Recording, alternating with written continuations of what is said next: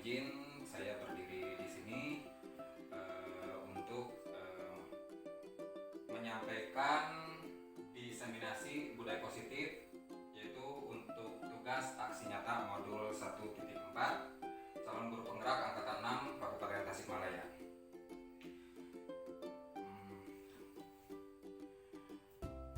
Kebetulan saya ada di kelas 0626 Jawa Barat. Bapak Ibu, yang akan saya sampaikan pada kesempatan kali ini adalah mengenai mewujudkan budaya positif di sekolah. Apa sih budaya positif? Nah, di sini akan dipaparkan mengenai pengertian budaya positif, kemudian juga cara mewujudkan budaya positif, terutama di lingkungan sekolah kita. Di sini ada pengertian budaya positif. Budaya positif bisa dikatakan sebagai implementasi penerapan-penerapan yang dilakukan di masyarakat dalam keseharian sehingga memberikan dampak yang baik bagi kehidupan lainnya. Segala bentuk kesalahan dan juga pelanggaran diselesaikan dengan mengutamakan nilai-nilai kebajikan. Nah, kita sebagai guru di sekolah menerapkan budaya positif maksudnya adalah menerapkan kebaikan-kebaikan ataupun kebajikan-kebajikan terutama guru, yaitu dengan memberikan teladan kepada peserta didik. Di sini juga dijelaskan bahwa di lingkungan sekolah adalah untuk menciptakan keharmonisan di mana antara siswa dan guru, juga siswa dan siswa. Selanjutnya, bagaimana sih cara mewujudkan budaya positif? Di sini ada beberapa poin, diantaranya adalah yang pertama, tanamkan nilai kebajikan. Barangkali untuk kata kebajikan ini jarang terdengar, tetapi yang sering terdengar adalah kata kebaikan. Artinya di sini adalah teladan dari guru terhadap siswa. Dimana kalau dulu ada istilah guru kencing berdiri, murid kencing berlari, sekarang sudah berubah paradigmanya. Yang kedua adalah membangun motivasi intrinsik. Bapak Ibu, terutama dalam bahasa Indonesia, tentu sudah mengenal dengan kata intrinsik. Apa Bapak Ibu? Intrinsik itu penguatan dari dalam. Artinya adalah membangun motivasi anak dari dalam dirinya. Meskipun kita guru memberikan motivasi terhadap siswa, tetapi ketika siswanya sendiri tidak mau bangkit, sepertinya itu akan menjadi sebuah kesia-siaan. Tapi justru di sini guru tujuannya adalah untuk membangun motivasi intrinsik pada anak. Yang selanjutnya adalah mewujudkan budaya disiplin positif. Kebiasaan-kebiasaan disiplin, baik datang ke sekolah tepat waktu, istirahat tepat waktu, ataupun pembiasaan-pembiasaan tepat waktu yang kita laksanakan. Selanjutnya adalah pemenuhan kebutuhan dasar murid sebagai manusia. Nanti akan kita jelaskan lebih rinci. Yang selanjutnya adalah membuat keyakinan kelas.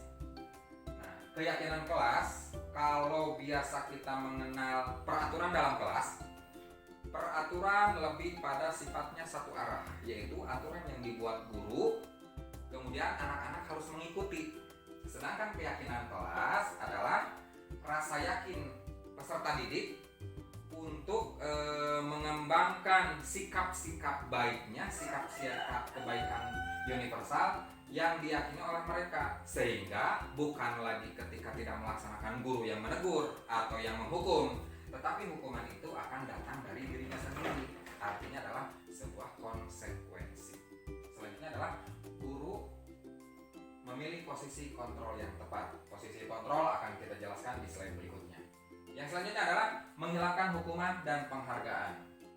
Kenapa hukuman harus dihilangkan dan penghargaan harus dihilangkan? Katanya hukuman ini hanya bersifat satu arah. Jadi ketika anak-anak melakukan pelanggaran, guru memberikan hukuman sehingga yang awalnya memberikan efek jerak, tetapi ternyata hukuman itu menjadikan anak tidak percaya diri. Kemudian penghargaan. Penghargaan kenapa harus dihilangkan? Katanya atau menurut para ahli bahwa penghargaan itu hanya sifatnya sementara. Artinya adalah ketika anak-anak diberi penghargaan, anak-anak merasa jumawa atau bangga, tapi hanya sesaat. Untuk perbaikan-perbaikan berikutnya, anak bisa merasa bangga sendiri, tetapi yang lain menjadi minder. Maka dari itu katanya untuk menggantikan hukuman dan penghargaan lebih baik adalah berupa apresiasi atau ucapan-ucapan selamat misalkan, atau berupa pujian-pujian tetapi tidak berlebihan. Artinya adalah hal-hal yang wajar saja. Yang selanjutnya adalah lakukan segitiga restitusi untuk menyelesaikan masalah dan perilaku siswa. Nanti kita akan saksikan video tentang segitiga restitusi. Nah, dari penjabaran-penjabaran tadi, Bapak Ibu, di sini ada yang pertama adalah tanamkan nilai kebajikan. Sebenarnya pada pendidikan guru penggerak ini yang kami pelajari lebih kepada kurikulum merdeka. Nah, di mana di kurikulum merdeka adalah ada yang disebut dengan profil pelajar Pancasila. Profil pelajar Pancasila ini adalah siswa memiliki 6 poin. Bertakwa kepada Tuhan Yang Maha Esa, sudah barang tentu karena negara kita adalah negara yang berdasarkan asas Pancasila, di mana ketakwaan menjadi sebuah keharusan. Meskipun majemuk atau berbeda-beda agama, tapi ketakwaan itu dimiliki oleh setiap insan. Yang kedua, harus bersikap mandiri. Anak-anak diharapkan memiliki sikap kemandirian atau tidak tergantung kepada guru terus-menerus, tetapi mereka mau mengelola kemampuannya sendiri. Guru tugasnya adalah membimbing atau memfasilitasi. Selanjutnya adalah bernalar kritis. Ada yang tahu bernalar kritis kira-kira? Bernalar kritis itu adalah ketika anak-anak tidak mengetahui akan sesuatu, mereka mampu bertanya, atau ada sesuatu yang mereka ketahui, mereka mampu menyampaikan, tidak tergantung kepada guru. Yang selanjutnya adalah kreatif. Kita tentu menginginkan anak-anak kita yang kreatif. Oleh karena itu minat dan bakatnya harus kita dorong sehingga muncullah sikap kreatif anak.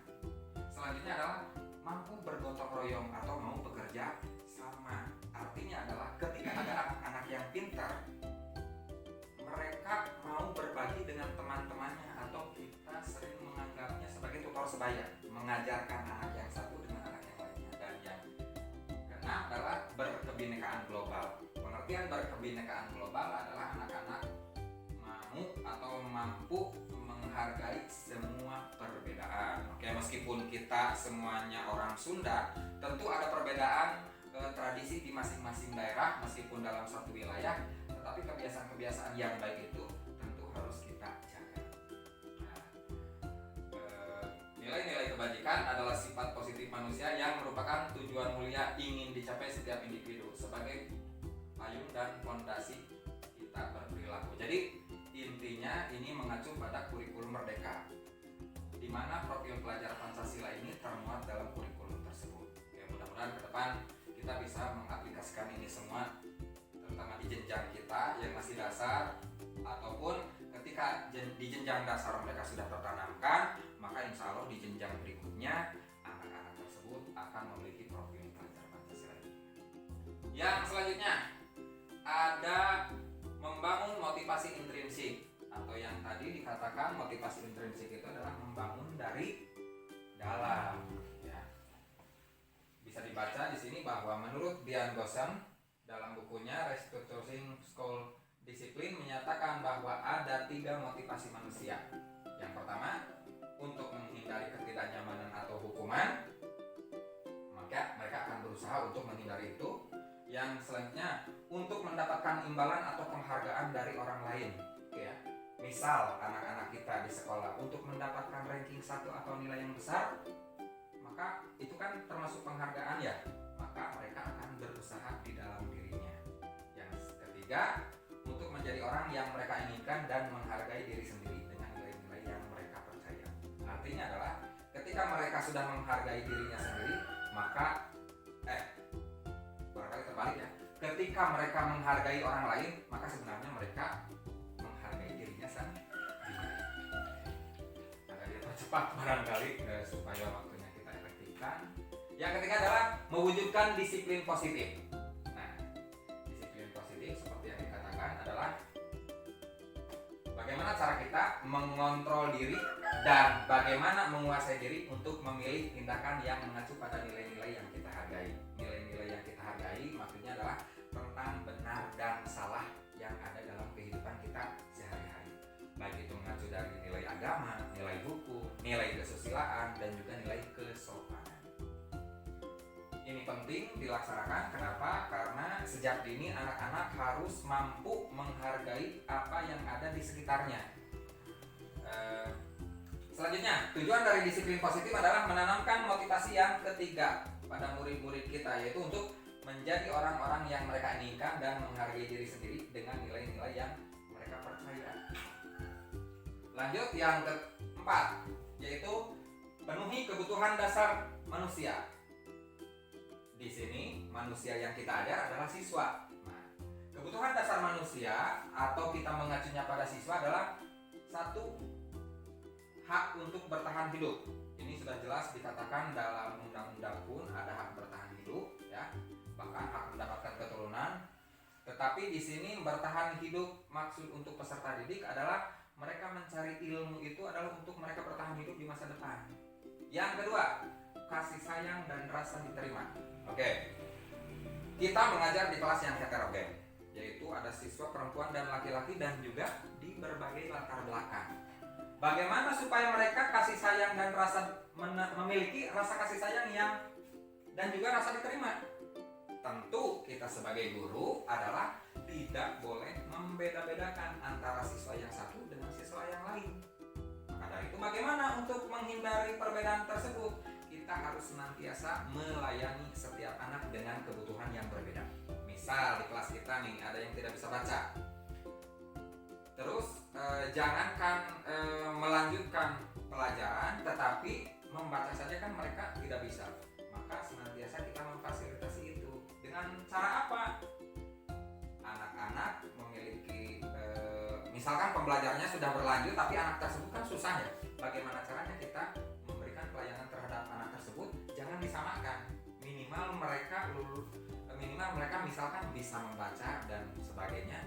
Otomatis nanti berimbasnya pada penilaian yang akan berbeda pula. Penilaiannya terletak pada rubrik penilaian yang kita bedakan. Jadi tetap anak tersebut memiliki nilai tetapi memiliki rubrik nilai yang berbeda. Karena prinsipnya adalah kebutuhan dasarnya harus terpenuhi, tidak boleh disamakan dengan orang lain. Nanti hasilnya juga akan berbeda. Yang selanjutnya adalah kebebasan diberi kesempatan memilih. Contohnya, anak-anak senang ekstrakurikuler saja misalkan. Anak-anak senang voli, anak-anak senang bola, atau anak-anak senang yang lain. Maka mereka harus memilih mana yang diinginkannya. Kalau dipaksakan, itu tidak akan maksimal. Ini yang dimaksud dalam pembelajaran kurikulum merdeka. Jadi merdeka di sini adalah membebaskan anak mengeksplor apa yang telah dimilikinya. Kita tidak boleh memaksakan. Yang selanjutnya adalah mengenai kesenangan. Kesenangan ini anak senangnya apa? Harus kita layani, tetapi juga tidak boleh berlebihan membebaskan anak dengan kesenangannya. Kalau positif itu harus difasilitasi, tetapi yang negatif tentu harus kita hindari. Dan yang terakhir adalah penguasaan dan penguatan atas kemampuan. Meskipun tadi dikatakan tidak boleh menghukum, tidak boleh memberi penghargaan, tetapi atas dasar penguasaan yang mereka miliki, kita harus senantiasa mengapresiasi. Ada perbedaan kata apresiasi dengan hukuman dan juga penghargaan. Apresiasi itu pujian seperti apa, jadi akan meningkatkan motivasi dalam diri mereka masing-masing. Lanjut, buat keyakinan kelas. Seperti yang tadi dijelaskan bahwa keyakinan kelas itu dibuat bersama, bukan dibuat oleh guru saja. Karena kalau peraturan sifatnya satu arah, sedangkan keyakinan dibuat bersama-sama. Maka ketika mereka melakukan kesalahan atau melanggar keyakinan tersebut, mereka ada timbul dalam dirinya secara susila bahwa oh ini salah, maka akan merubah perlakuan tersebut.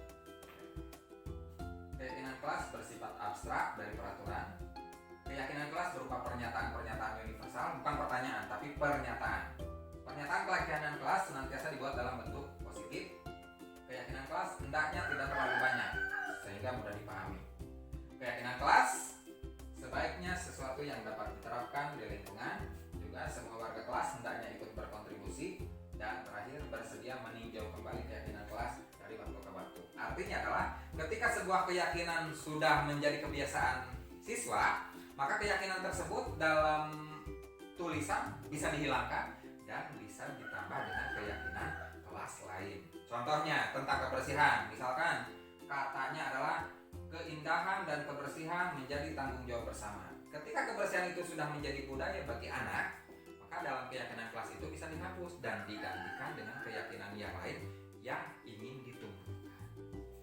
Lanjut. Nih, contoh keyakinan kelas. Kami meyakini bahwa sangat penting menghormati semua orang dan barang yang dimilikinya. Kira-kira untuk kalimat pertama mengacu pada apa? Sangat penting menghormati semua orang dan barang yang dimilikinya.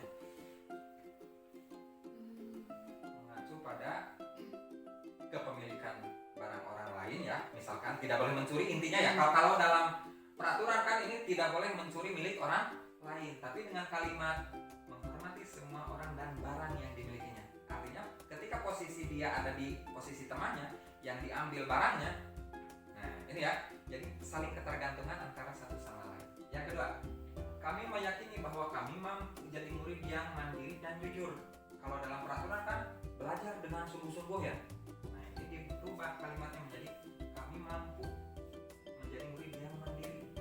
Selanjutnya adalah kami meyakini bahwa kebersamaan dan bergotong royong melahirkan kasih sayang.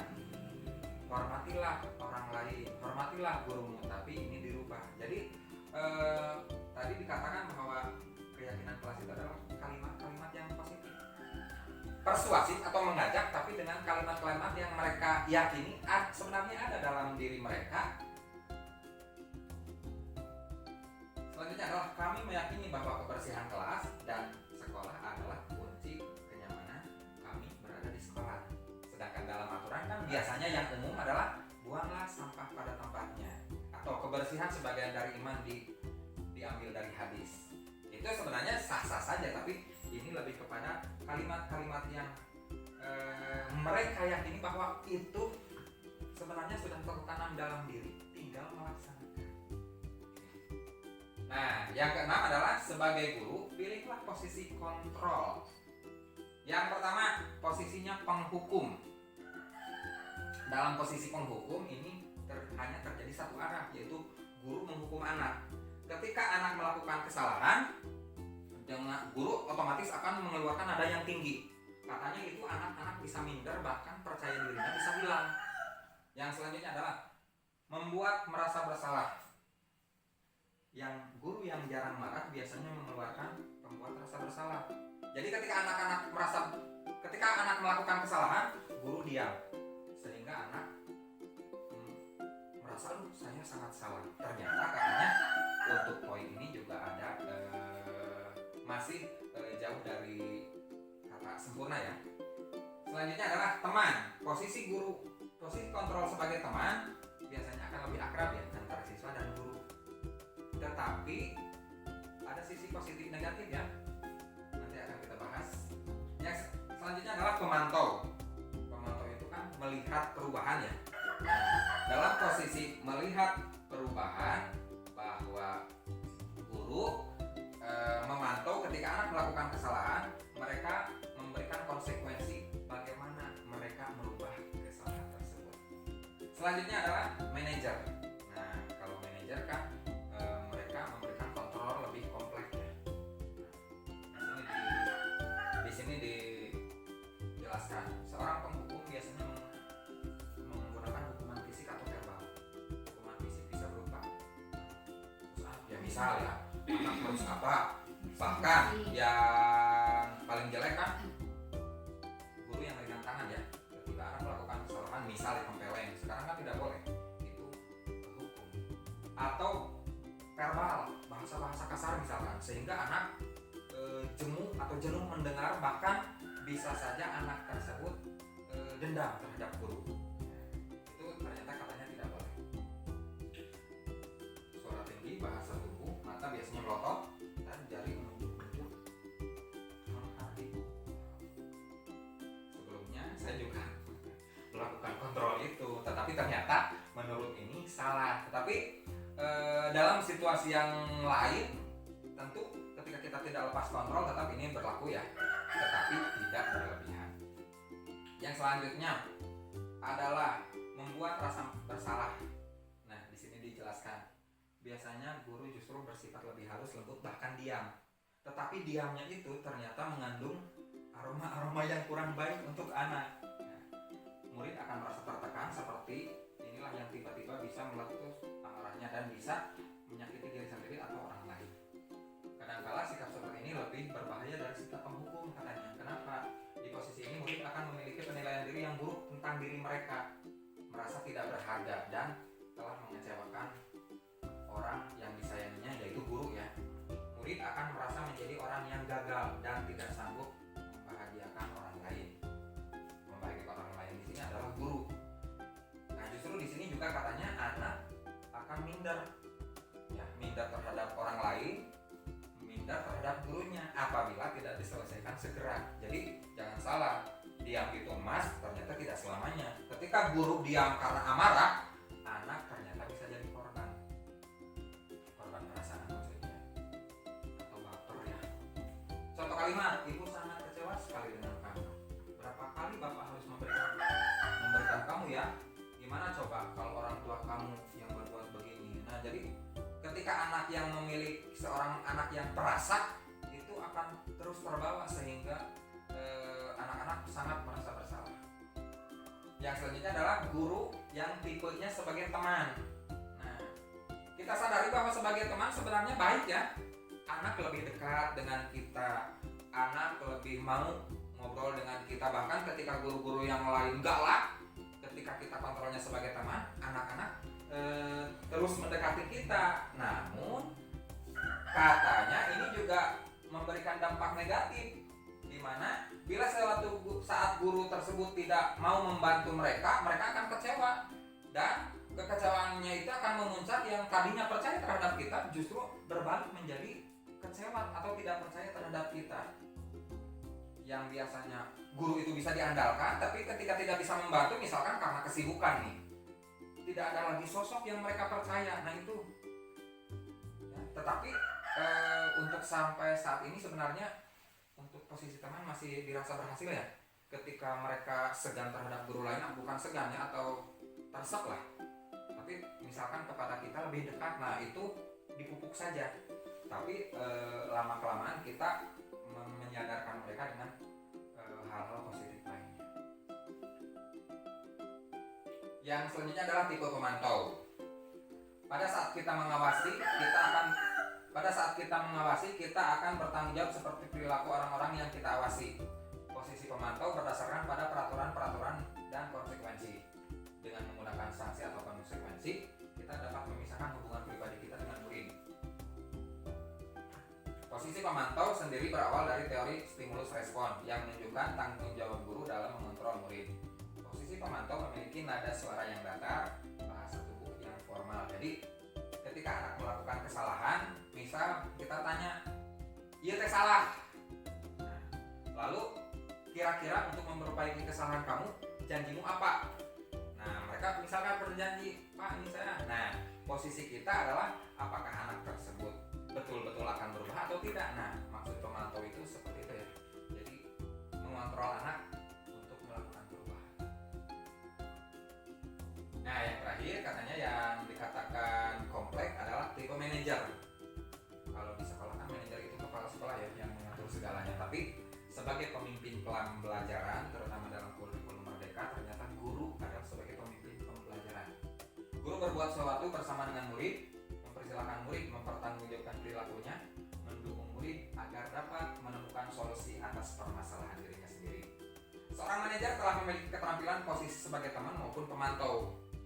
Dan dengan demikian bisa jadi waktu-waktu tertentu kembali kepada posisi keduanya. Jadi untuk teman dan juga pemantau di tipe manajer ini sangat diandalkan. Karena ketika ada permasalahan yang sangat kompleks, kita pendekatan persuasi sebagai teman. Nah, setelah anak tersebut mau menceritakan masalahnya, kita menanya mau perubahan apa yang dilakukan. Nah, itu pemantau. Nah, ini di tipe manajer ini lebih kompleks lagi. Di manajer, murid diajak untuk menganalisis kebutuhan dirinya. Jadi bukan kita yang menentukan, tapi bersama-sama dengan anak maupun kebutuhan orang lain. Di sini penekanannya bukan pada kemampuan membuat konsekuensi, namun dapat berkolaborasi dengan murid untuk memperbaiki kesalahan yang ada. Jadi kita tidak fokus pada apa sih permasalahannya, tetapi kita fokus pada bagaimana menyelesaikan masalah. Nah, dari kelima posisi kontrol ini ada dua bagan dari atas, ada identitas gagal, ada identitas berhasil. Maksud identitas gagal dan berhasil di sini adalah ketika 5 posisi kontrol tadi sebagai penghukum dan pembuat merasa bersalah, itu memang ada tipe guru yang seperti ini, bahkan kita pun mungkin pada saat ini melakukan itu. Tetapi kita rubah paradigmanya atau kita rubah posisi kontrol kita kepada teman, pemantau dan juga manajer, supaya anak tidak lagi takut dengan guru, tetapi mereka justru akan lebih berkolaborasi menuntaskan permasalahan dengan cara mereka sendiri dan kita memfasilitasinya. Nah, ini hilangkan hukuman dan penghargaan. Ini maksudnya adalah efek dari penghargaan adalah berlaku hanya untuk jangka waktu yang pendek. Artinya adalah ketika anak diberikan penghargaan, tapi apakah harus? Memang sebenarnya harus, tetapi ganti penghargaannya dengan apresiasi, karena katanya hanya berlaku pada jangka waktu yang pendek. Selanjutnya adalah penghargaan dirasa tidak terlalu efektif, karena anak ketika mau belajar hanya mengejar penghargaan saja. Jadi lamun nilainya 100, meskipun mereka menyontek karena dikasih penghargaan, mereka sudah bangga. Mereka tidak tahu berjuangnya seperti apa gitu. Tapi dengan seperti tadi membangun motivasi intrinsik, jadi mereka akan menyadari bahwa mereka itu adalah sebagai pembelajaran sepanjang hayat. Merusak suatu hubungan katanya penghargaan juga ya. Maksudnya adalah berarti kalau kita menghargai satu anak yang belum bisa, terus misalkan kita mengagung-agungkan anak yang bisa, anak yang belum bisa itu akan jadi minder. Makanya katanya, apalagi kalau penghargaannya misalkan berupa barang atau uang ya, itu kita harus mulai menghindarinya. Menurunkan kualitas anak seperti tadi ada yang dikejarnya adalah penghargaan. Jadi mereka akan berbuat culas atau curang untuk mendapatkan penghargaan tersebut. Mematikan kreativitas. Ya, mematikan kreativitas di sini misalkan kita Bapak Ibu guru dalam seni budaya misalkan coba menggambar anu.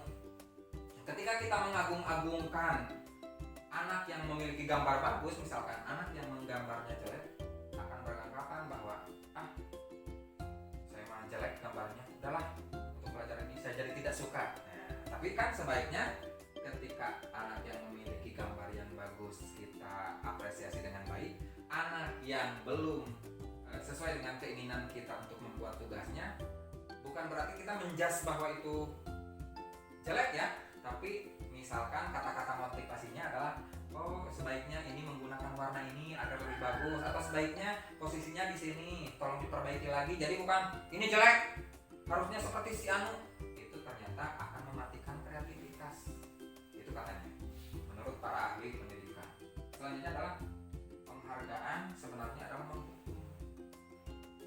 Maksud penghargaan adalah menghukum adalah tadi anak hanya mengejar nilai, tidak meningkatkan kualitas diri, dan menyulitkan anak memiliki motivasi intrinsik karena yang dikejarnya adalah sebuah penghargaan. Lakukan segitiga restitusi dalam menyelesaikan masalah. Oke, menurut Dean Goosen dalam bukunya, dia telah merancang sebuah tahapan untuk memudahkan para guru dan orang tua dalam melakukan proses untuk menyiapkan anaknya untuk melakukan restitusi, bernama segitiga restitusi. Nah, ini yang disebut segitiga restitusi. Jadi segitiga restitusi ini berlaku adalah ketika anak melakukan kesalahan, kita tidak menjudge bahwa anak itu salah, tetapi kita harus menstabilkan identitas. Maksudnya adalah kenapa sih mereka melakukan hal tersebut. Kemudian langkah yang kedua adalah memvalidasi tindakan yang salah.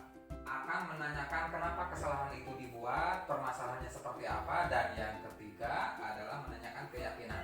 Apakah permasalahan itu melanggar keyakinan kelas yang dibuat atau melanggar aturan-aturan yang mereka yakini atau tidak. Nah ini, jadi sebenarnya ketika anak mendapatkan masalah, katanya jangan langsung ditanyakan bahwa itu salah. Mungkin saja anak-anak tersebut melakukan kesalahan karena ingin mendapatkan perhatian misalkan. Ternyata itu juga menjadi PR kita. Anak yang membuat masalah, padahal mah pintar misalkan, tapi suatu waktu dia membuat masalah, apakah sedang ada masalah di rumah atau kamarnya masalah dengan temannya, itu harus digali permasalahannya. Kenapa? Karena seperti itu. Nah, langkah membuat restitusi adalah ini ya, kita semua akan melakukan hal terbaik yang bisa kita lakukan dalam menstabilkan identitas. Kemudian dalam validasi tindakan yang salah adalah semua perilaku memiliki alasan. Sudah barang tentu kan, misalkan tadi kenapa berbuat seperti ini, karena di rumah misalkan tadi diberi jajan jadi mutil membantu. Nah itu ada masalah, tentu ada latar belakangnya. Itu yang harus diselesaikan. Dan yang terakhir, menanyakan keyakinan. Kita semua memiliki motivasi internal. Motivasinya seperti apa untuk mereka berubah. Nah, barangkali Bapak Ibu yang saya sampaikan mengenai budaya positif itu saja. Nah, intinya adalah budaya positif adalah kita menerapkan kebajikan-kebajikan ataupun teladan-teladan kepada peserta didik, bahwa sebenarnya mereka